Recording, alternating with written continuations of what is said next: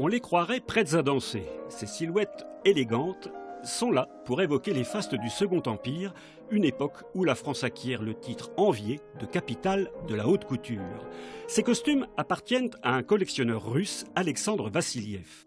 Il nous rappelle combien, pour les femmes de la bourgeoisie de la cour, la robe est à la fois source de plaisir et de contrainte. Les femmes changeaient les vêtements jusqu'à 7 fois par jour. Et pour changer, il faudra compter à peu près jusqu'aux 20 à 30 minutes pour changer chaque robe. Donc, multipliez ça en 7 et vous allez savoir combien de temps une femme passait dans le boudoir.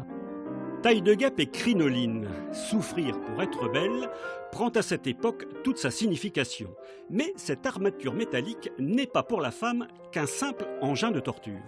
Durant le Second Empire, la femme veut montrer la prospérité économique de son mari. Donc elle va utiliser beaucoup de tissus. Aujourd'hui, on utilisera un vêtement monogrammé. À l'époque, le tissu reflète en fait le pouvoir financier. C'est de la soie, on sait qu'un mètre de soie vaut tant d'argent. Si c'est une soie colorée, on sait que cette soie, à cause de sa coloration, vaut tant.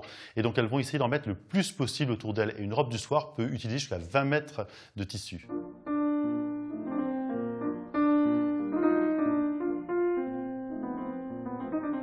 La société du Second Empire est très conventionnelle. Pourtant, ce costume masculin nous incite à nous méfier des apparences. Il s'agit en fait d'un vêtement d'homme porté par une femme, la célèbre écrivaine effectivement George Sand. C'était intéressant de montrer justement en quoi ces femmes de cette période, entre autres George Sand, étaient des progressistes, puisqu'effectivement elles n'avaient pas le droit de porter des vêtements, donc elles devaient avoir l'autorisation de la préfecture de Paris pour se travestir en homme.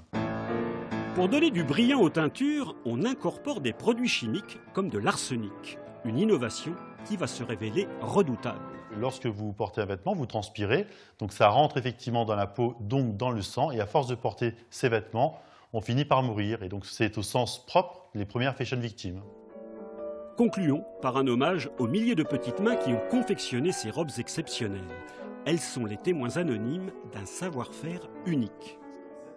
Et la France était connue, par exemple, pour les inventions. Cette robe-là est tout bradée avec les ailes des scarabées. Ce ne sont pas des paillettes, ce sont des vrais insectes. Il y a plus que 500 scarabées qui étaient tués, n'est que pour broder cette belle robe de bal.